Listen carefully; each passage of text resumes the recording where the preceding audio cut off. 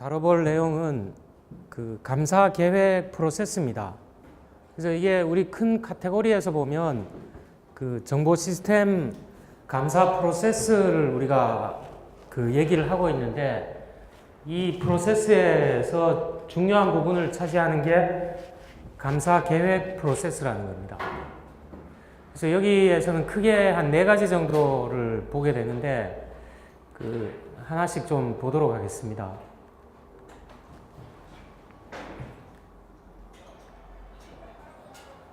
자, 첫 번째는 감사 계획의 편익입니다. 그 감사 계획을 하게 되면 어떤 그 이점이 있느냐, 이런 거를 좀 봐야 되는데, 자, 우리가 일반적으로 계획이라고 하면 뭐 경영 계획이다 뭐 이런 것들을 그 우리가 다뤄봤는데, 그 계획은 성공적인 감사의 기본적이라고 했는데, 자, 가장 기본적인 관리 기법의 하나가 어떤 거에 대해서 계획을 하고 나중에 그 계획대로 수행이 됐는지 이걸 검토하는 게 일반적인 건데, 자, 이 계획이라는 게 잘못되거나 나쁘게 이렇게 되면은 여러 가지 문제를 발생시킬 수가 있겠죠. 자, 그래서 그 나쁜 계획이라든가 이런 거는 불완전한 감사를 가져올 가능성이 굉장히 많죠. 그리고 그 위험과 관련해서 그 식별된 위험과 관련해서 그 불충분하거나 그 자원의 비효율적인 사용을 가져올 수도 있습니다. 그래서 그 대개의 경우는 종합적으로 보면 나쁜 계획의 결과는 감사 목표를 달성하는데 실패를 가져올 가능성이 높다는 거죠. 자, 그래서 그 일반적으로는 감사 계획을 세워서 그 프로세스에 따라서 진행을 하게 되는데, 자, 감사가 효과적이기 위해서는 명확히 목표를 달성해야 된다고 보는데, 자, 감사 시작하기 전에 감사하는 사람이 목표를 이해하는 게 중요하다는 거죠. 자, 그 어떤 그 명확한 목표를 이해를 하고서 감사를 해야 되는데, 자, 좀 전에 나쁜 계획과 대비해서 좀 잘 문서화된 감사 계획, 이런 것들은 또 어떤 걸 가져다 주느냐. 자, 일반적으로 우리가 감사 계획이 잘 문서화되어 있다, 다른 말로 하면 구조화되어 있다고 할 때는 감사가 측정해야 할 기준을 식별하고 설정하도록 이렇게 돼 있을 때 우리가 그 잘 문서화된 감사 계획이라고 할 수가 있습니다. 그래서 이거는 그 계획 프로세스라고도 볼 수가 있는데, 자, 감사 과정에서 어떤 일을 해야 되느냐, 그리고 감사자들한테 그런 업무를 어떻게 할당해 줄 거냐.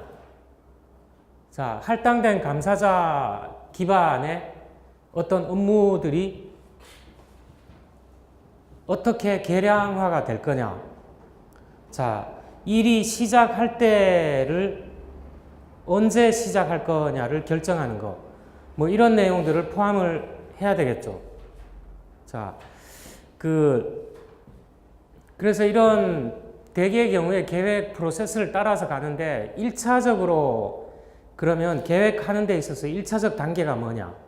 1차적 단계는 검토하려는 영역, 그러니까 감사하려고 하는 영역에 대해서 비즈니스 목표가 뭐냐에 대해서 분명하게 이해를 해야 된다는 거죠. 자, 이렇게 이해를 해야 이제 출발을 할 수가 있는데, 자, 우리 예를 들어 어떤 물건 사는 경우에 있어서 그 물건을 사게 되면 그 구매한다 그러죠. 구매하는 데 있어서 비즈니스 목표가 뭐냐는 거죠. 그 목표는 적당한 양을 뭐 지나치지 않고 어떤 필요한 수량만큼 적정한 가격에 품질이 좋은 걸로 이렇게 구매를 해야 되겠죠. 자, 그런 게 그 구매라는 행위에 있어서 목표가 될 수가 있다는 거죠. 자, 그래서 그 감사의 1차적인 단계는 비즈니스 목표가 뭐냐에 대해서 분명하게 이해를 해야 된다는 거죠. 자, 그런 어떤 검토 중인 영역에 대해서 비즈니스 목표 같은 게 완전히 이해된다 그러면 감사자는 다음 단계로 나갈 수가 있다는 거죠. 자, 그 비즈니스 목표에서 여기 통제 목표로 이렇게 바뀌어 있는데, 자, 비즈니스 목표를 달성하도록 하는 게 결국은 통제 목표가 되겠죠. 만약에 비즈니스 목표 달성에 저해하는 요소가 있다거나 이렇게 되면 그거를 억제하거나 이렇게 하는 게 통제 목표가 되겠죠.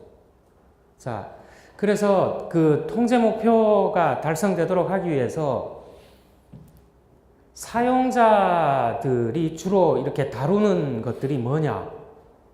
사용자에 의해서 의존된 통제라 그랬는데, 사용자들이 중요하게 생각하는 어떤 이런 것들이 뭐냐에 대해서 그 식별을 해야 되겠죠. 이걸 그냥 사용자에 의해 의존된 통제를 식별한다고 했는데, 이 두 번째 단계에는 이제 그런 것들을 식별하는 거예요. 그래서 그 통제들이 많이 있을 텐데, 그 통제라는 건 우리가 앞에서 분류를 해봤듯이 예방 통제도 있을 수도 있고, 뭐 적발 통제, 복구, 수정 통제, 뭐 이런 여러 다양한 것들이 있겠죠. 그래서 그 통제들이 뭐가 있느냐를 두 번째 단계로 식별을 하고, 자, 그래서 그 통제가 대부분이 그 예방적인 것들이 많을 텐데, 그게 효율성, 효과성 기준에 비춰봤을 때 그 감사 증적을 잘 안 남길 가능성이 많은데, 어쨌든 감사자 입장에서는 그런 통제가 의도된 대로 진행이 되는지, 또 통제 목표가 실제 달성되고 있는지, 자, 이런 것들을 찾아야 된다는 거죠. 그런 어떤 통제 목표 성취와 관련된 증거가 감사자가 확인할 수 있다 그러면 그 적합한 이제 그 세 번째 단계로 감사 기법과 감사 도구를 선택해야 된다는 거죠. 그래서 감사하는 영역에 따라서는 그 어떤 특정 도구나 기법이 안 맞을 수가 있죠. 그래서 그 감사 영역에 따라서 가장 적합한 도구가 어떤 거가 될 거냐에 대해서 선택을 하는 그 단계를 거치게 됩니다.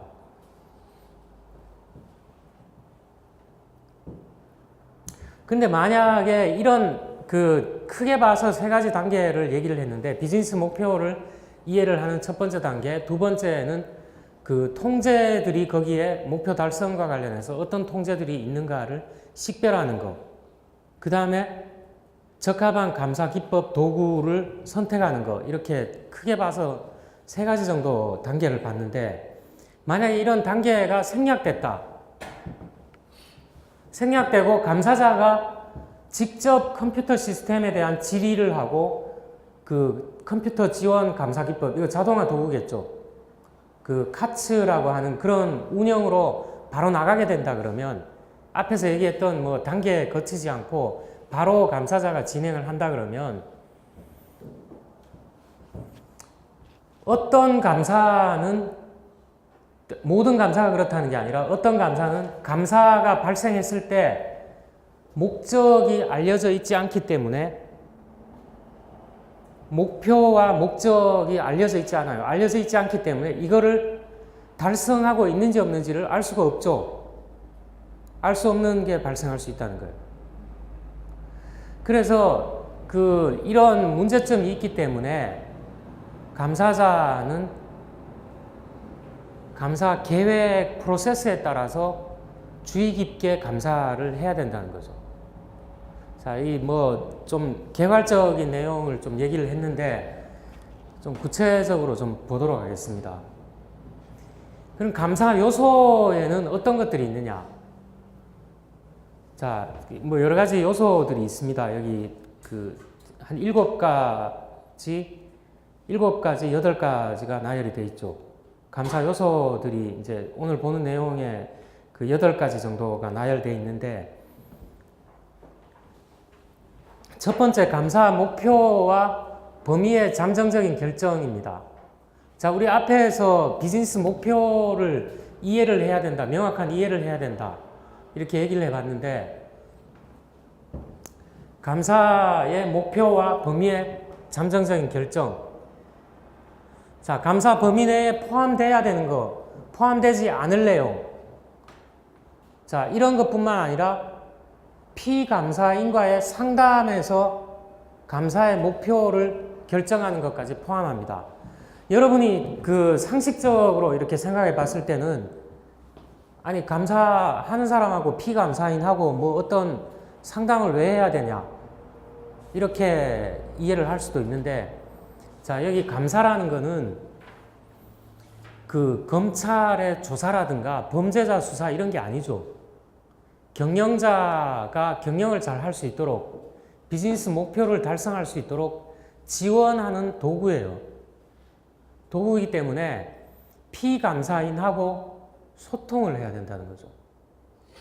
자기 마음대로 영역 정해놓고 내가 이런 거 몇 월 며칠부터 며칠까지 할 테니까 이렇게 통보하고 그냥 하는 게 아니라 계속해서 소통을 해야 된다는 거예요. 그래서 때로는 상담을 통해서 감사 목표를 결정할 수도 있다는 거죠. 그래서 일단 범위와 목표가 결정되고, 여기 동의된다 그랬는데, 동의는 누가 해주는 걸까요? 동의는 누가 할까요, 이거? 일단 목표와 범위가 결정되고 동의되면, 이건 동의는 누가 해주는 걸까요? 피감사인 내지 피감사 조직에서 동의를 해야 된다는 거예요. 그냥 내가 하고 싶다고 그냥 일방적으로 하는 게 아니라 어느 정도 여기서 동의가 되면, 내가 이런 범위에서 감사를 하겠다, 오케이 했다, 이렇게 되면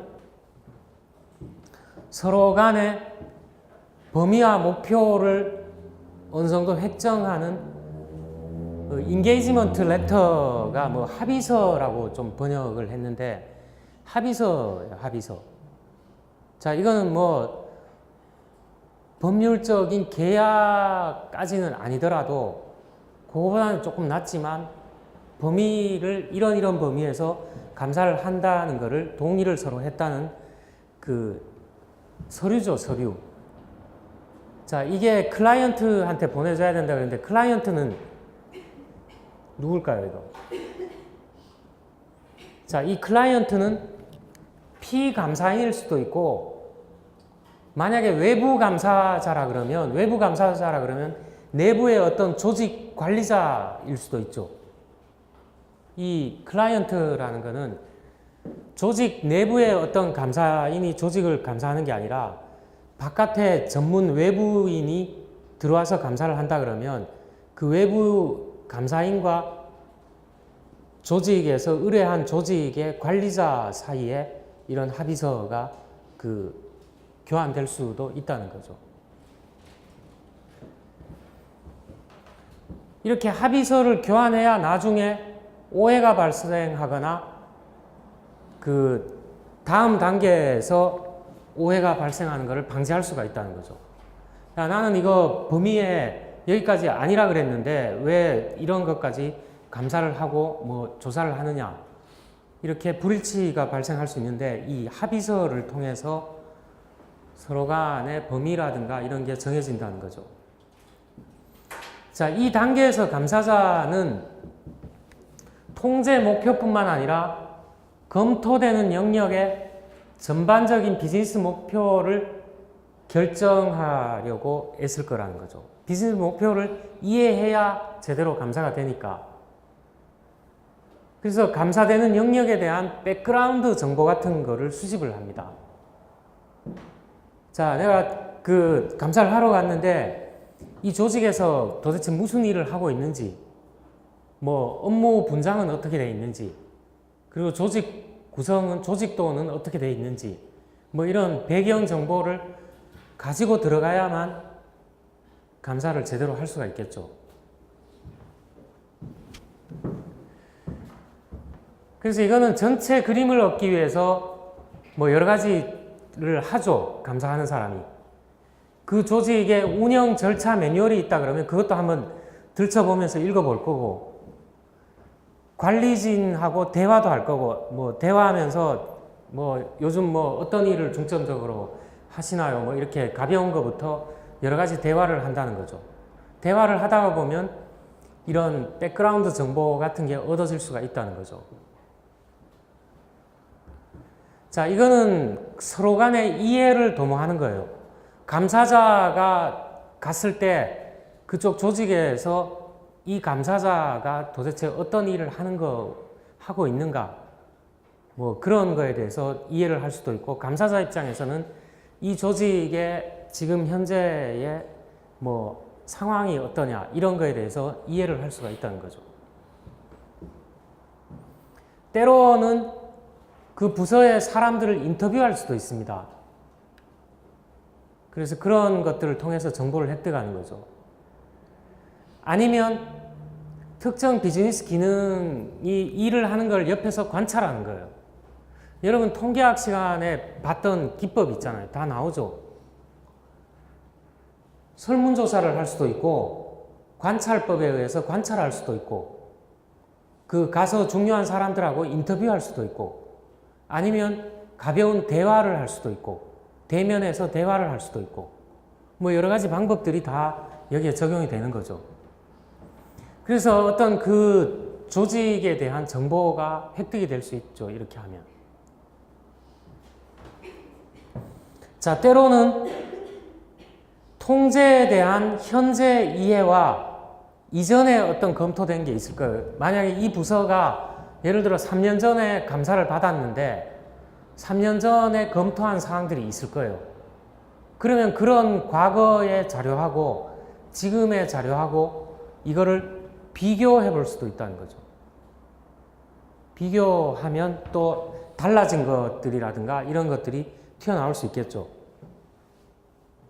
그리고 핵심적인 여기에 주요 상품과 서비스 같은 게 뭐가 있느냐, 이런 것도 확인할 수 있으면 좋겠죠. 저 핵심 상품 서비스 확인과 관련해서는 그 핵심 성과 영역, KPI 뭐 이런 것들이 설정되어 있을 텐데, 그거를 뒤져보면 이 조직이 중점적으로 다루는 것들이 뭐냐, 이런 거를 좀 파악을 할 수가 있습니다.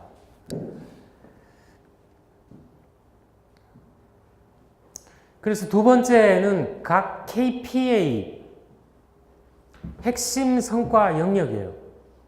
그 조직에서 다루고자 하는 목표와 관련된 핵심이 뭐냐, 핵심 성과 영역이 뭐냐, 뭐 휴대폰을 몇만 대를 팔아야 된다, 그리고 비용은 얼마를 써야 된다, 뭐 이런 그 영역들이 있겠죠. 자, 그런 핵심 성과 영역 KPI가 있는데, 조직에 있는데, 그거를 달성하기 위한 방법이 뭔가요? 그 KPI를 보통 핵심 성과 영역인데, 핵심 성과 영역을 측정할 수 있는 게 도구가 뭐가 있나요? 자, 여기 조직에 뭐 핵심 성과 영역이 뭐 이렇게 세 가지가 있다. 그럼 이 핵심 성과 영역이 달성되고 있느냐, 이런 거를 측정할 수 있는 도구가 뭔가요? 똑같죠? 키 퍼포먼스 에어리어인데, 키 퍼포먼스 에어리어를 측정할 수 있는 지표가 있어야 되죠. 지표가. 인디케이터가 있어야 되잖아요. 인디케이터가 있어야 되겠죠. 예를 들어 뭐 매출을 뭐 어떻게 한다, 어떤 시장을 대상으로 어떻게 한다, 이런 게 있다 그러면 이걸 도대체 달성했는지 안 했는지를 어떻게 측정할 거냐는 거죠. 이 지표가 있어야 되겠죠. 핵심 성과 지표, 키 퍼포먼스 인디케이터가 있어야 되겠죠. 자, 이런 걸 통해서 핵심 성과 영역을 측정을 하는데, 우리 그 앞에서 예전에 균형 성과표 뭐 이런 거 얘기할 때 잠깐 나왔어요, 이게.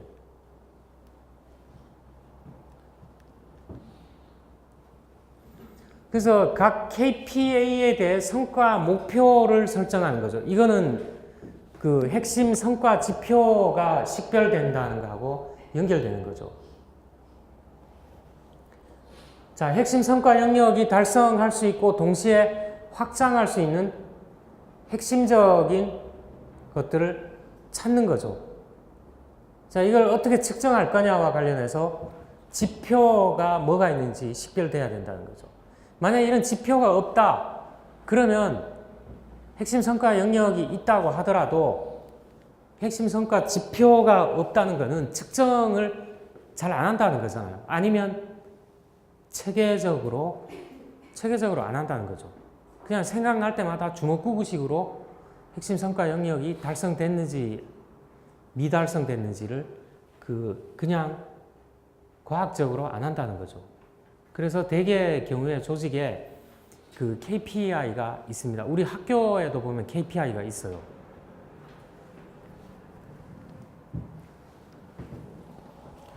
자, 이런 것들에 영향을 줄 수 있는 위험 요소, 위협 요인이 뭐냐, 이런 게 같이 평가가 되겠죠. 그래서 우리 앞에 그 10장에서 봤던 것 같이 내부 위협에는 내부 위협과 외부 위협이 있죠. 내부 위협에 뭐가 있었죠? 주로 가장 일반적인 내부 위협이 뭔가요? 가장 일반적인 내부 위협이 어디로부터 오죠? 내부 사용자들로부터 오죠. 내부 사용자.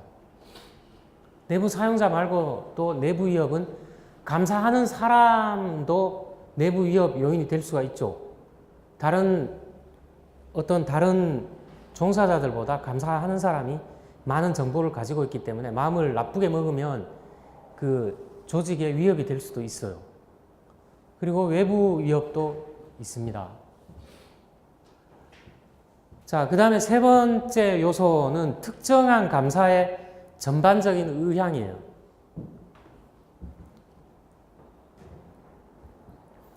충분성을 위한 내부 통제 시스템 설계를 검토한다든가, 설계된 통제 시스템의 준거성 테스트 한다거나, 통제 시스템 실행의 효과성에 대한 평가, 뭐 이런 걸로 분류가 될 수 있습니다. 이건 좀 요런 거가 있을 수 있다는 거 정도만 이해를 하고 넘어가도록 하겠습니다.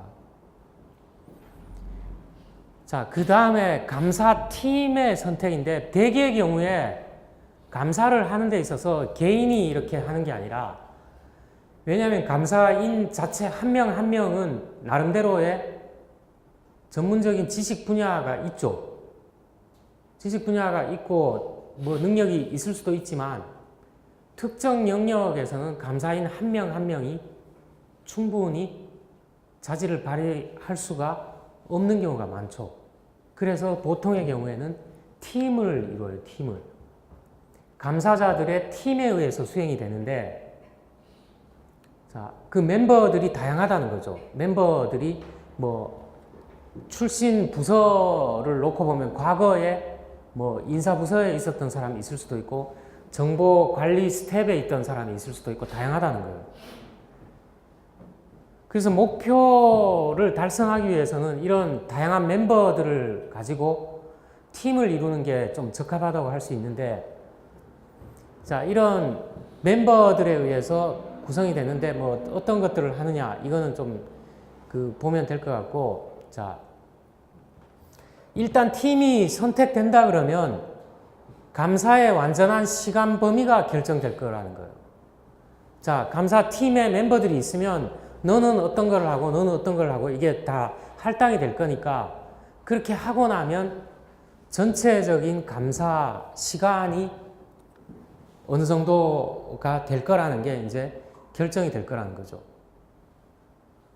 자, 이거는 당연히 구성원들의 기술과 경험 수준에 따라서 좌우가 되겠죠.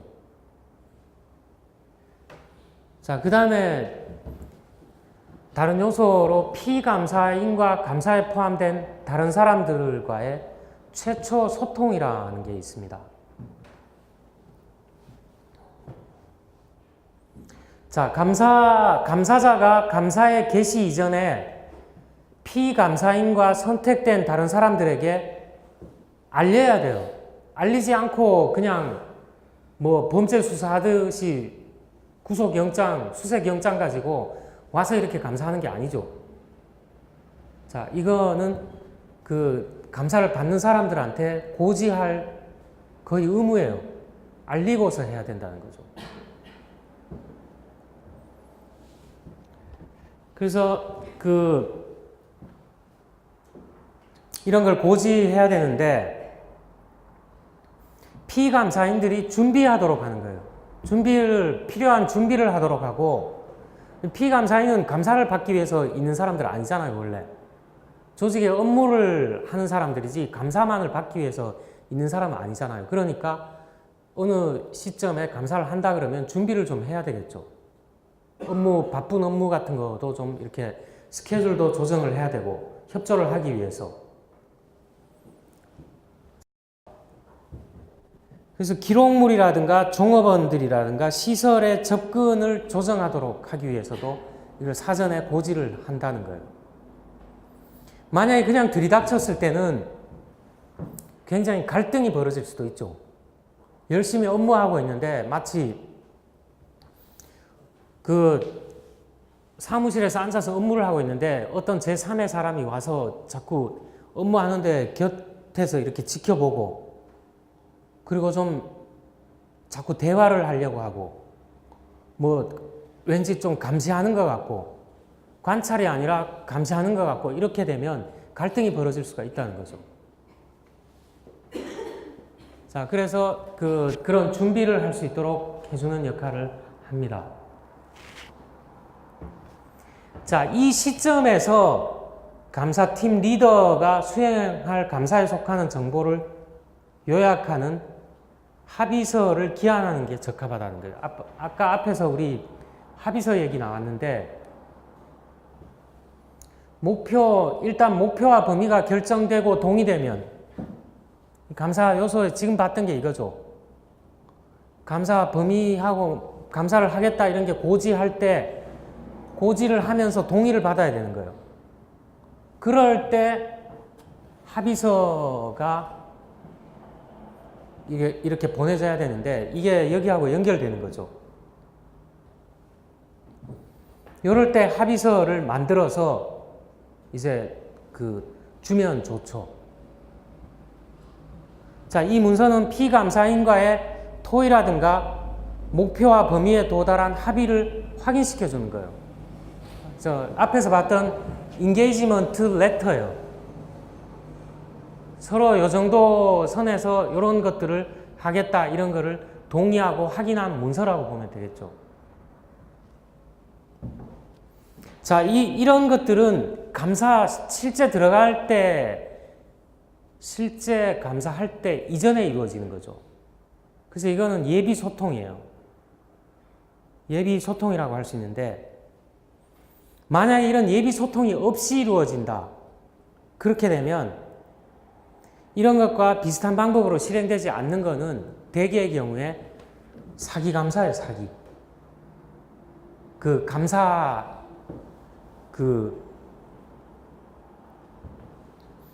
이런 예비 소통이 이루어지지 않고 이루어지는 감사는 뭘까요? 여기 사기 감사라 그랬는데 이게 뭘까요? 사기 감사. 이거는 경찰이 하거나 검찰이 하는 그런 감사하고 비슷하죠. 범죄자 수사하는 거하고 비슷하죠. 그런 데 있어서는 어떤가요? 예비 소통이 이루어지지 않죠. 예비 소통하면 어떻게 될까요? 좀 약간 의심받는 사람 도망가 버리겠죠. 도망간다는 거예요. 근데 그거하고는 우리가 지금 얘기하는 정보 시스템 감사하고는 다른 내용이잖아요. 뭐 범죄자를 추적하거나 이런 게 아니잖아요. 그렇기 때문에 정당한 절차를 거쳐서 미리 감사를 하겠다 그러고 범인은 여기까지라는 걸 동의를 구한 상태에서 감사를 들어가야 된다는 거예요. 그래서 예비 소통 과정이 필요하다는 거죠. 예비 소통 과정이 필요 없는 경우는 사기친 사람 빨리 잡아야 될 때, 이럴 때 하는 거는 예비 소통이 필요 없죠. 도망이나 증거 인멸의 우려가 있기 때문에 이런 거하고는 좀 다른 내용이라는 거예요. 생략될 수 있죠, 이런 거.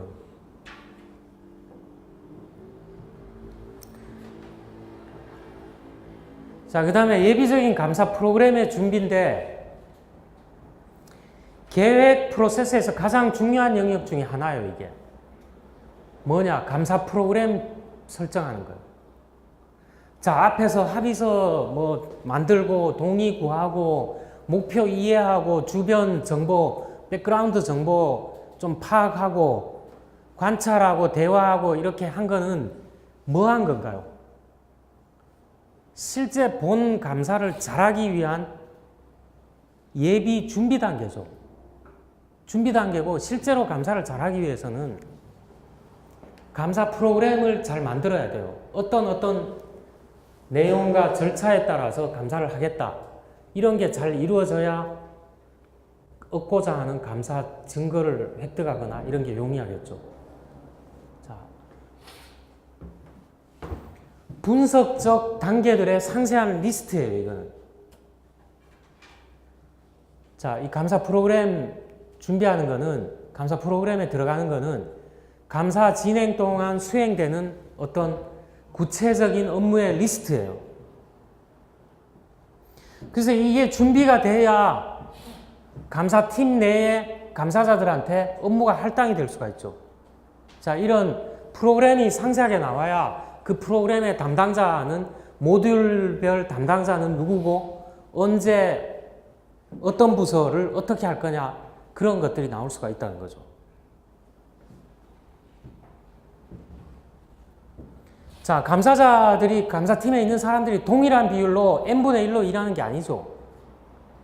n분의 1로 일하는 게 아니라 자기의 어떤 전문적인 영역에 따라서 어떤 사람은 30%가 투여될 수도 있고, 어떤 사람은 10%만 투입될 수도 있고, 이거 다양한 거예요. 그래서 시간 관리에서 이게, 이 상세한 리스트가 제대로 준비가 되지 않으면 이 시간 관리가 엉망이 되는 거예요. 그 감사를 원래 한 3일 하기로 했다 그러면 3일 정도 했는데도 증거라든가 이런 거 전혀 확보가 안 될 수가 있죠. 이 프로그램 자체가 빈약하게 이렇게 준비가 돼 있다 그러면. 자, 감사자 생산성은 검토 중인 영역에 대한 뭐 개별 감사자의 경험 지식에 상당히 달려 있겠죠. 이건 좀 자명한 얘기고, 자, 감사 프로그램은 여기서 좀 주의할 게, 아직도 감사 프로그램은 어떤가요? 예상이죠, 예상. 감사 들어간 건 아니잖아요, 아직. 감사가 들어가게 되면 이런 스케줄로 상세 리스트를 구성해 본 거잖아요. 그 실제 들어갔을 때는 이게 상황에 맞게 수정될 수도 있다는 거예요. 그런 의미에서는 예비적이라는 거예요. 이 감사 프로그램도 일종의 계획이라는 거죠, 계획. 그 실제 들어가 보면 수정될 수 있다는 거죠. 그리고 이 앞에서 시간 관리에서 필수적이라 그랬는데, 이 시간 관리도 사실은 추정된 거죠. 아, 이런 모듈로 감사를 하게 되면 어느 정도 시간이 소요되겠다. 그리고 우리 투입되는 인력이 누군데, 이 사람이 신참자가 아니라 예를 들어 뭐 한 5년, 10년 된 사람이다. 그러면 이 사람 정도면 어느 정도 시간이 소요되겠다. 이런 것들이 추정된 거라는 거죠. 자, 여기 감사 프로그램 준비하는데 가장 공통적인 실수는 뭐냐? 요청될 질문을 단지 목록화하는 거예요. 우리 이런 거 많이 하잖아요. 질문지부터 만들어 놓는 거예요. 가서 뭐 할 건가 질문부터 만들어 놓는 거예요. 근데 이거는 사실은 좀 생각해 볼 문제라는 거죠. 이런 게 필요하긴 필요한데 부분이라는 거예요. 감사 프로그램의 일부분이라는 거지. 이게 질문지 목록 만들어 놓는 게 이게 감사에 아주 중요한 거는 아니라는 거죠. 중요한 거는 어떤 증거가 검토될 것인가와 그런 질문에 대답하기 위해 어떻게 검토될 거냐는 거예요. 자, 여기 정보 시스템 도입하는데 100억을 들여서 도입을 했는데, 그럼 여기 가서 도입 절차에 왜 100억이 산정됐는지 이런 거 질문지로 만들어 놓는 거죠. 근데 그런 거는 부수적인 거지, 이게 알맹이가 돼서는 안 된다는 겁니다. 그래서 나쁜 감사 프로그램의 예와 이거를 조금 더 나은 상태로 개선했을 때 그거를 두 개를 좀 비교해 본 건데, 자, 모든 구매 주문이 적합하게 사인되어졌는가를 결정하는 단계를 포함한다. 이런 거는 그렇게 바람직한 게 아니에요. 왜 그런가요? 모든 구매 주문이 적합하게 사인되었는가 결정한다. 이건 뭔가요? 전부 다 보겠다는 거죠. 전부 다 들춰내서 보겠다는 거잖아요. 이게 가능할지는 모르지만 시간과 노력이 엄청나게 소요되는 거잖아요. 그래서 이거는 별로 바람직한 게 아니라 통계적으로 유의한 구매 주문이 여러 가지가 이루어졌을 텐데 그 중에서 샘플을 채취하는 거예요. 샘플을 취해서 그 샘플 내에 모든 구매 주문들이 적합하게 사인되어졌는가를 보는 거예요. 이게 좀 더 적합한 거라는 거죠. 전체 다를 보는 것보다 샘플을 끄집어내서 거기 주문이 뭐 이렇게 어떤 것들이 있느냐, 고객이 우리 회사에 주문을 이렇게 했을 텐데 샘플을 몇 개를 뽑아서 그 안에 있는 그 주문들을 다 이렇게 살펴보는 게 더 적합하다는 거죠. 요거는 좀 생각해 보면 될 것 같고, 그 7번째 요소는 감사 보고서의 계획입니다. 사실은 요소라고 했지만 여러분 이거 쭉 보니까 뭔가요, 이거? 쭉 보니까 뭔가요, 이게? 감사 프로세스의 단계죠, 어떻게 보면. 단계예요.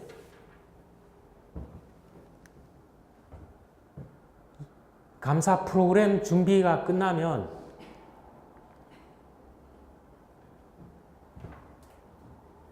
감사를 하는 거예요, 이제.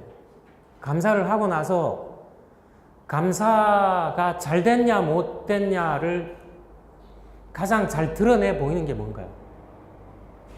감사 보고서예요, 감사 보고서.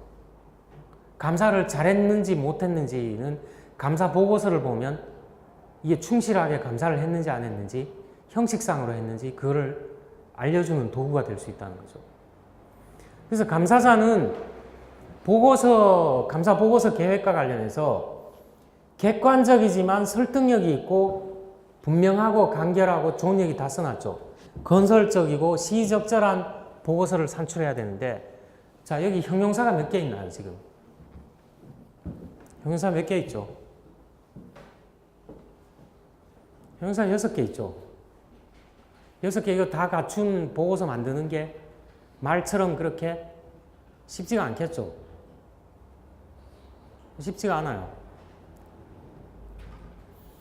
자, 아까 합의서라는 거, 인게이지먼트 레터는 감사인과 피감사인 간에 아니면 관련된 사람들 간에 예비 소통하는 건데, 감사 보고서는 뭐냐? 조직의 피감사인과 다른 사람들에게 감사 결과를 소통시키는 거예요. 이 결과를 소통시키는 거죠. 앞에 합의서는 사전에 어떤 소통하는 거고, 이거는 결과에 대해서 소통하는 거죠.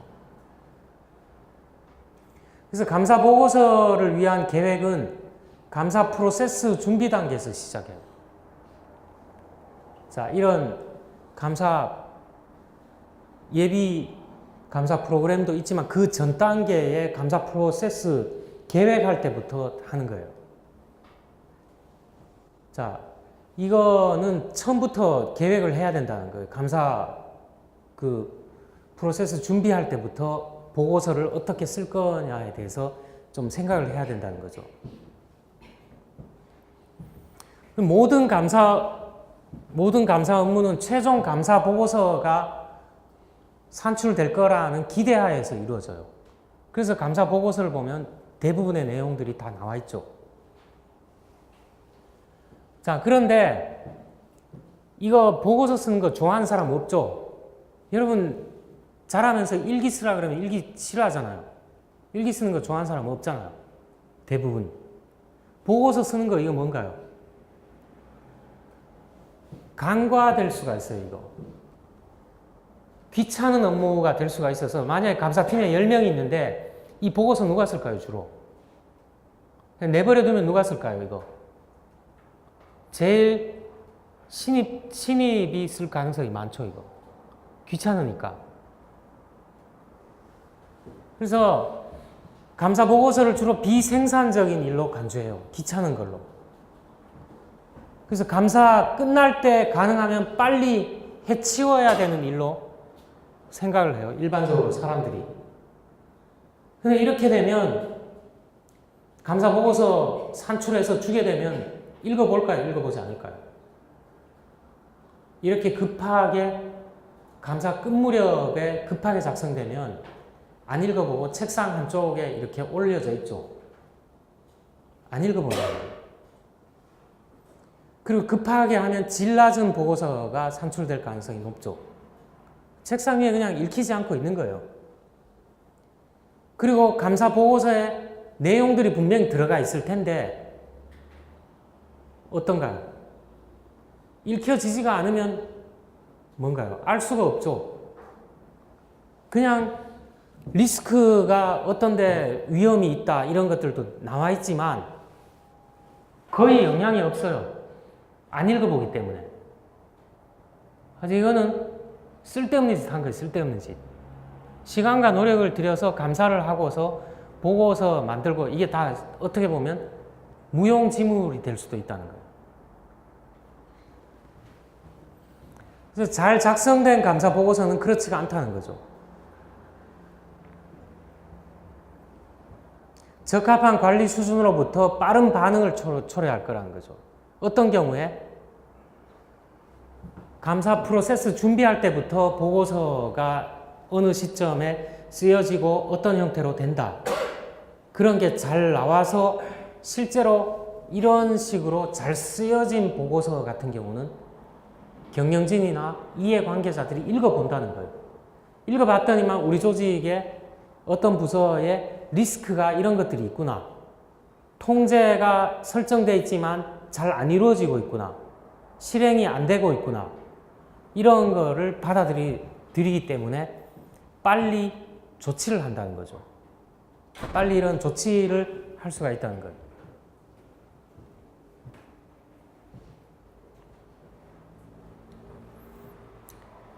자, 최종 보고서 내용은 계획 단계에서 명확히 알려져 있지 않는데, 자, 계획 단계에서 명확하진 않죠. 어쨌든 근데 대부분의 감사 부서는 표준화된 보고서 레이아웃을 사용합니다. 조직별로 보면 표준화 도구를 쓰는데, 자, 이거는 이 앞의 내용과는 좀 기타 사항이에요. 자, 감사 접근을 위한 승인인데, 감사팀에 의한 실제적인 일의 착수 이전에 일을 착수할 때, 자, 이제 동의도 구하고 합의서도 썼고, 이렇게 할 때, 이제 딱 스타트 할 때, 감사 프로그램을 검토 승인을 받는 게 필요하죠. 그래서 이걸 누가 하느냐? 감사자의 책임이에요, 이거. 그 감사팀의 관리자 있죠. 관리자가 이걸 승인을 할 거라고요. 그래서 검토 승인을 하게 되면 이제 감사에 들어가는 거죠. 자, 이런 검토 승인 단계도 하나의 요소가 됩니다.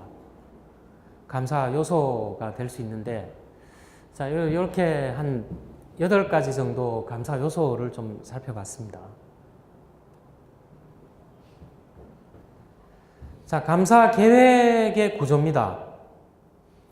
일반적으로 감사 프로세스 구조를 따르는데, 계획 우리가 앞에 좀 봤어요. 봤는데 그 계획에는 몇 가지인가요?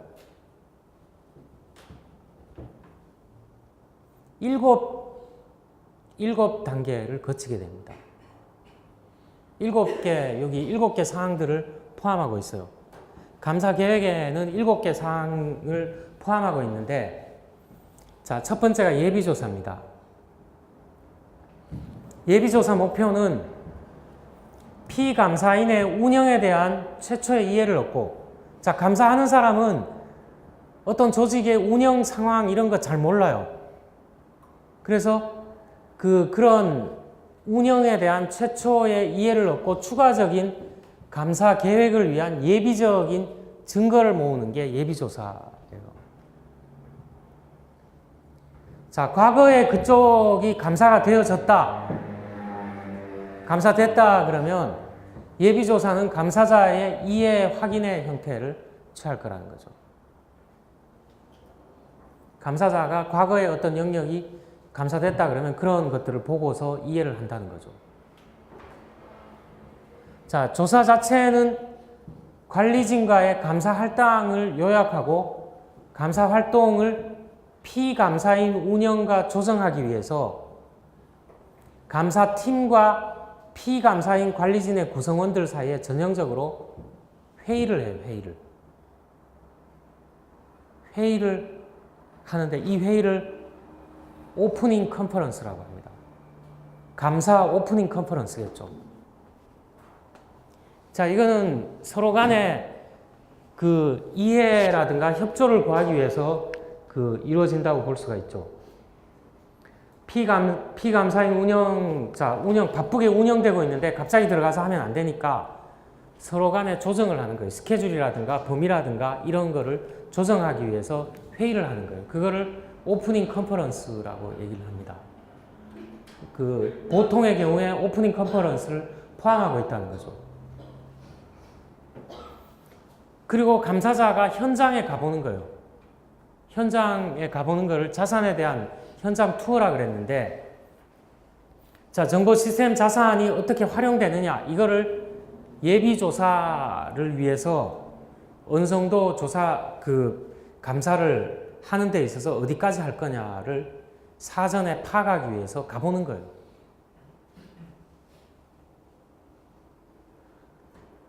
자, 예비조사 단계에서 감사 프로세스를 미성숙하게 시작하지 않도록 좀 주의를 해야 돼요. 그리고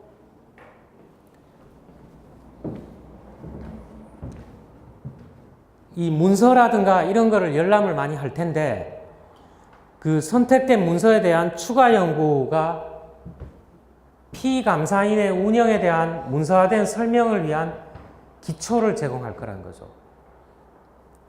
자, 문헌 검토를 통해서 이 조직의 운영과 관련해서 백그라운드 지식이 될 수 있다는 거예요. 자, 백그라운드 지식이 될 수 있고, 조직에는 여러 가지 문서가 있습니다. 그 중에 보면 직무기술서가 굉장히 중요하죠.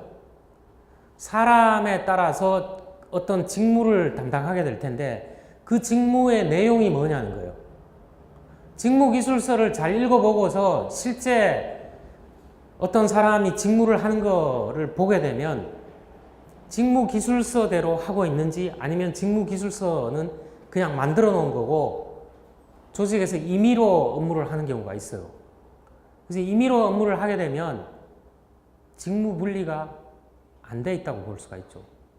그런 경우에는 많은 리스크가 현실화될 가능성이 높다는 거죠.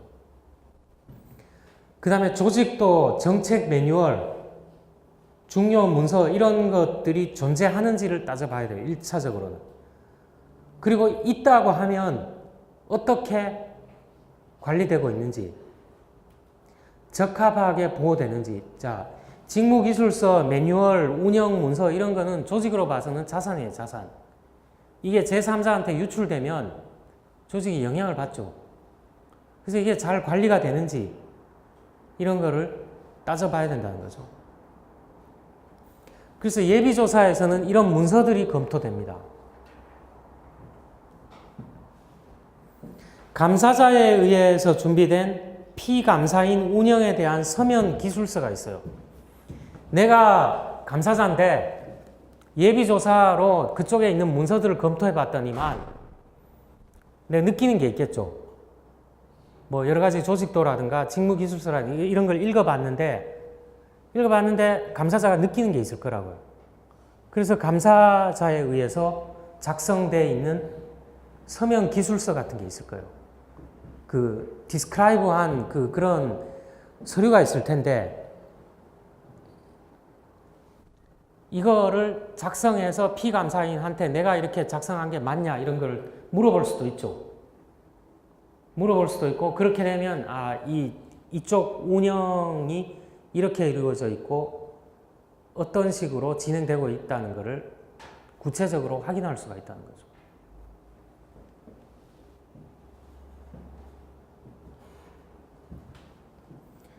자, 그 다음에 두 번째 내부 통제 기술과 분석인데, 자, 조금 뭐 딱딱한 내용들입니다. 딱딱한 내용들인데, 이제 거의 다 했어요. 딱딱한 내용들.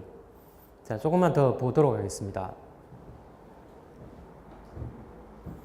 자, 예비조사를 조금 전에 봤는데, 예비조사로부터 감사는 비즈니스에 대한 이해와 검토 중인 영역의 통제 목표를 알 수가 있어야 된다는 거예요. 예비조사를 통해서. 자, 여기 두 번째 단계에서는 감사인의 내부 통제에 대한 상세한 설명의 준비를 가능하게 해줘요.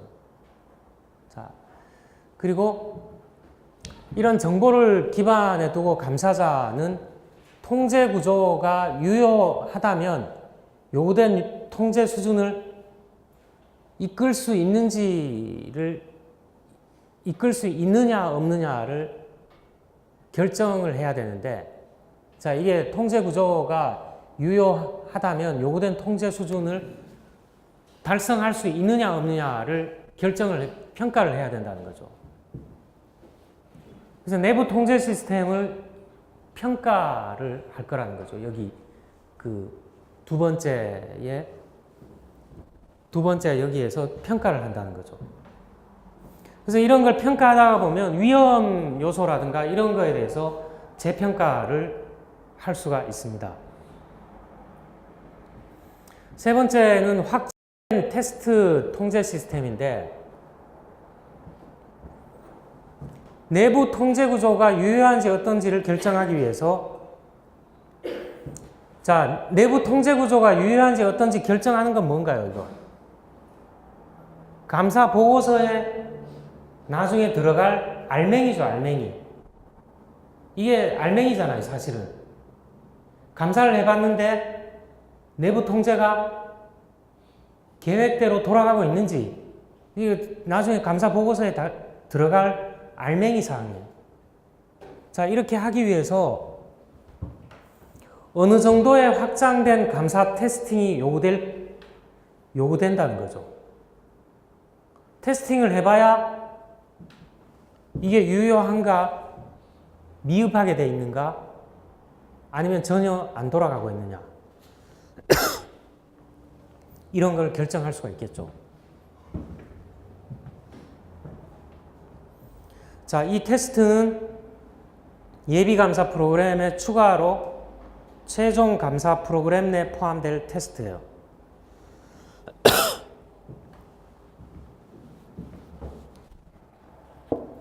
자, 이런 테스팅은 여러 가지 방법으로 할 수가 있어요. 문서 검토, 인터뷰하는 거, 직원하고 인터뷰하는 거, 또 운영 돌아가는 거 옆에서 관찰해 보는 거, 또 자산에 대한 검토, 목록 같은 거 검토하는 거, 조사하는 거, 비교하는 거, 그리고 절차 같은 거 확인하는 거. 자, 이런 방법들을 통해서 테스팅을 할 수가 있다는 거죠. 뭐 반드시 뭐 통계적인 방법으로 테스팅을 샘플링해서 하냐, 그것도 방법이 될 수 있지만 그 외에도 여러 가지 방법들이 있어요. 비교도 해보고 대화도 해보고 뭐 관찰도 해보고 여러 가지 방법으로 할 수가 있다는 거죠.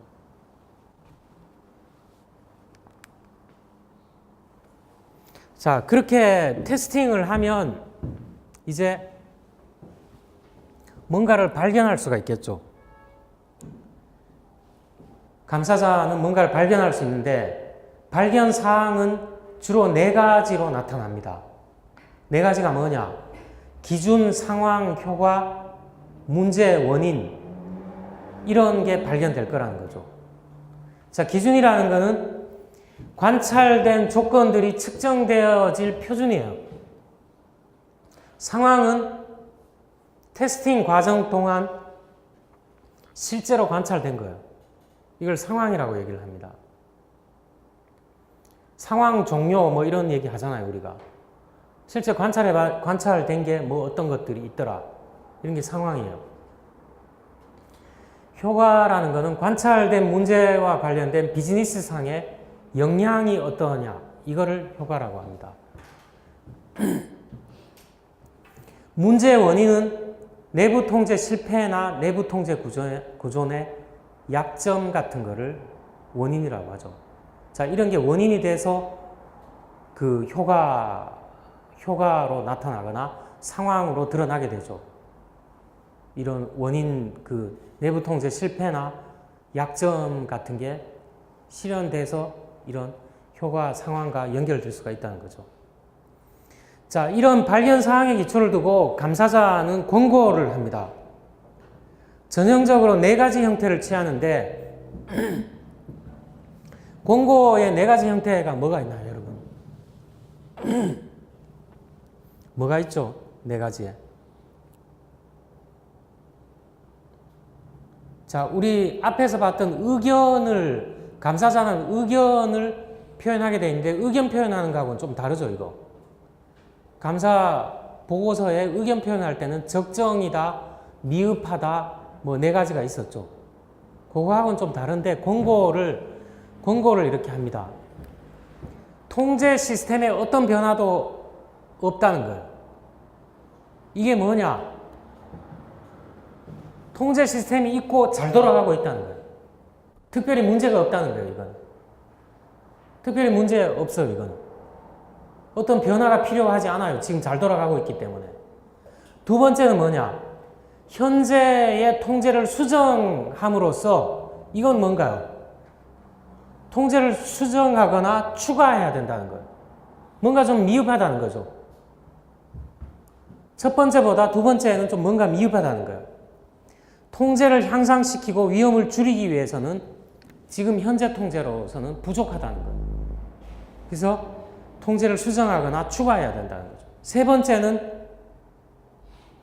좀 다른 상황인데 위험이 수락할 만한 수준은 아니에요. 그런데 이게 돈이 너무 많이 들거나 이걸 위험을 그대로 놔두면 안 되는데 위험을 그러면 완화하거나 이렇게 해야 되는데 위험을 완화하거나 상쇄시켜야 되는데 이게 돈이 너무 많이 든다는 거예요. 돈도 너무 많이 들고 사람도 많이 들어간다는 거죠. 그래서 통제가 비실용적이거나 실행하기에 비용 효과적이지 않은 영역에 대해서 이런 영역을 어떻게 해야 되나요? 조치를 해야 되죠. 조치를 해야 되는데 너무 비용 대비 별로 얻는 게 없다는 거죠. 그런 경우에는 위험을 전가하는 것을 권고하는 거예요. 위험을. 이거 자체적으로 해결하기에는 너무 자원 낭비가 많다. 그런 경우에는 차라리 이런 프로세스는 아웃소싱을 주거나 보험에 가입해서 위험이 실제로 현실화됐을 때 보험으로 커버하는 수밖에 없다는 거예요. 세 번째는. 자, 마지막은 내부 통제 시스템에 의해 커버되지 않는 위험의 요소가 남아있지만 수락할 수 없는 수준이에요, 이거는. 그리고 요거 보면, 여기까지 보면 세 번째하고 좀 흡사해요. 흡사한데, 감사자는 위험의 그런 수준을 받아들이기 위해서 변화를 권고할 수 있다는 거예요, 변화를. 자, 요게 3, 4번은 좀 유사하게 보이는데, 다른 거는 뭐냐 하면, 그걸 아웃소싱 하지 않거나 아웃소싱을 하지 않고 다른 방법으로 좀 할 수 있는 경우에 이런 권고를 하는 거예요. 네 번째. 보험에다가 보험금 주고서 그렇게 하지 말고 좀 변화를 수준을 수락할 수 있는 정도로 조금 변화를 해보자는 거예요. 자, 약간 미세한 차이가 있는데, 자, 이건 좀 여러분이 좀 생각을 좀 해보기 바랍니다. 자, 마지막 단계가 보고서 생성이에요. 감사에 보고하는 단계는 문서화와 최종 결과를 소통하는 거예요. 이 문서화 해갖고 보고서 딱 만들었다고 그냥 던져주는 게 아니라 설명을 해줘야 되죠. 설명을. 내가 언제부터 감사를 했는데 이런 결과가 왜 나왔는지 이런 거를 이해 관계자들한테 설명을 해주는 거예요. 소통하는 거죠. 최종 결과를 소통하는 거예요. 근데 이거는 최종 생성물이 아니에요. 왜 그러냐? 이건 좀 보면 알 수 있는데, 감사의 전체 목표는 통제를 향상시키기 위해서 경영진 지원하는 게 감사의 목표예요. 뭔가를 적발해서 처벌하거나 이런 게 아니라는 거예요. 그래서 거기에 키가 되는 게 감사 보고서라는 거죠. 감사 기능의 명성, 조직에서 우리 감사 부서 잘하고 있다 이런 이 명성을 얻는 거는 감사 보고서가 거의 키를 이룬다는 거예요. 감사 보고서가 엉망이면 그런 명성을 얻을 수가 없다는 거죠. 자, 대부분 감사 보고서에서 어떤 제시된 권고사항이 있었죠. 네 가지 정도 권고사항이 있었는데, 권고사항에 피감사인의 커멘트를 포함하는 것이 유익하다고 받아들여지고 있어요. 이 권고사항에 대해서 감사자 일방적으로 얘기하는 게 아니라 피감사인의 의견을 들어보고 커멘트할 사항이 있느냐 이거 넣어주는 거예요. 왜 그러냐? 피감사인이 감사자 관찰에 공식적으로 동의하지 않을 수도 있다는 걸 허용해 주는 거예요. 당신들이 열심히 감사했지만 나는 그 결과에 대해서 동의하지 못하겠다. 이 커멘트에다가 그런 내용도 포함해서 의견을 표현할 수가 있어요. 피감사인이. 좀 다르죠, 그러니까. 수사라든가 범죄 수사라든가 이런 거하고는 완전히 달라요, 차원이. 최종 보고서의 객관성을 보장하는 거예요. 객관성 뭐냐? 감사자가 감사해서 일방적으로 이런 보고서를 낸 게 아니라 피감사인이 여기에 대해서 조금 의견 같은 걸 표출할 수 있도록 커멘트할 수 있는 것들을 포함하고 있다는 거죠. 그러면 내가 이거 일방적인 거로 만든 게 아니라 피감사인하고 소통을 해서 이렇게 만들었다는 게 된다는 거죠. 자, 피감사인 주석을 포함하는데 실패한 경우는 뭐냐? 감사 보고서 프로세스 감사인 자체에 대한 피감사인의 불일치를 표현하는 다른 방법을 불일치를 표현한 거죠. 피감사인이 나는 커멘트에 포함사항 없다. 포함할 거 없다. 그건 네 마음대로 만든 거다. 이렇게 해버릴 수 있다는 거. 그러면 이거는 의견 불일치라는 거죠. 감사인과 피감사인이 의견 불일치라는 거예요. 자, 이거 시적절한 방법으로 생성돼야 하고 지연이 발생하게 되면 문제가 있기 때문에 대개의 경우는 감사가 끝나고 나서 어떤 시점을 잡았을 때 24시간에서 48시간 정도, 하루 이틀 정도 걸려서 이거를 완성하도록 이렇게 권고를 하고 있습니다. 너무 이렇게 감사 끝나고 나서 너무 오래 있다가 이 보고서를 만드는 게 아니라 한 하루나 이틀 정도 잡아서 이거를 작성하게 되어 있습니다.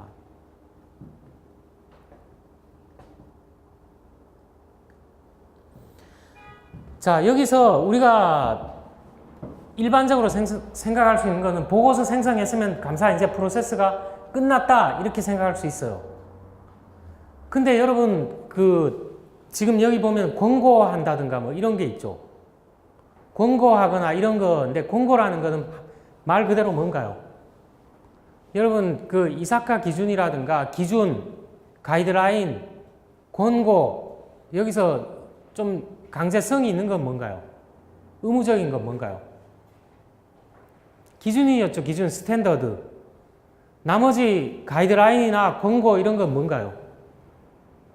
그건 강제적인 게 아니에요. 강제 사항이 아니에요. 그러면 감사 보고서 써서 주고 소통하고 했는데 피감사 조직에서 그냥 선반 위에다 올려놓고 그냥 땡이다. 그럼 어떻게 되나요? 뭐 개선될 게 아무것도 없잖아요. 그러면 조치를 안 한 거죠. 조치를. 그래서 피감사인이 그런 거에 대해서 조치를 했느냐 안 했느냐 이런 거를 살펴봐야 돼요. 적합한 교정적 단계를 취했는지, 어떤 조치를 취하지 않았는지, 위험으로 그대로 그냥 남겨뒀는지, 내가 이런 부분은 위험을 좀 완화해야 된다 권고를 했는데 그대로 방치해뒀어요. 그렇게 되면 감사한 실익이 별로 없잖아요. 그래서 그런 것들을 확인하기 위한 사항이, 권고사항이 후속 조치가 돼야 하는 게 바람직한데, 이게 제대로 됐는가를 확인하는 게 후속 조치입니다. 그래서 후속 조치까지 끝나야 두드러진 문제가 이제 해결되었다고 희망적으로 언급하게 될 보고서 자체 결과를 보고하게 되는 거예요. 감사 보고서까지는 아직 2단계가 아니에요. 후속 조치가 됐는지 안 됐는지 모르기 때문에. 자, 그리고 최종적으로 이제 마지막 단계는 감사 평가예요. 감사 평가는 감사 부서에서 이루어져요, 대개. 자신의 감사자들에 의해 이루어지는 자체 평가죠, 사실은. 자, 감사 감사가 완전히 이루어지기 전까지는 완전하지가 않아요. 계획을 잡았다 그래도 나중에 수정되고 뭐 이런다 그랬잖아요. 그렇기 때문에 평가를 해봐야 된다는 거죠. 자기 평가를 해보는 거예요. 자기 평가를 해서 이걸 잘했냐 못했냐를 자체적으로 좀 해보는 거죠. 근데 이게 마지막 단계들은 보통 생략되는 경우가 많죠. 이 감사 평가를 생략했다. 종종 생략돼요. 그러면 미래 감사 성과의 손실로 이루어질 수 있죠. 왜 그런가요? 자, 감사인이 신이 아니죠. 감사인이 전지전능한 사람이 아니에요. 사람이잖아요, 어차피. 그러면 여기 프로세스를 다 밟고서 왔지만 자체 평가를 해보면 좀 시간에 쫓겨서 좀 못했던 거라든가 좀 미흡했던 것들이 나올 수가 있잖아요. 그런 걸 반성해 봐야 되죠. 리뷰해 봐야 되는 거예요. 리뷰해서 다음 감사할 때 그거를 반영해야 된다는 거죠. 그래서 여기서 미래 감사 성과의 손실로 이어질 수 있다는 것은 이 감사 평가 단계를 생략해버리면 다음에 어떤 발전적인 감사를 하는 데 있어서 그렇게 기여를 못한다는 거죠. 그냥 경험치 잠깐 쌓은 것밖에 안 된다는 거죠.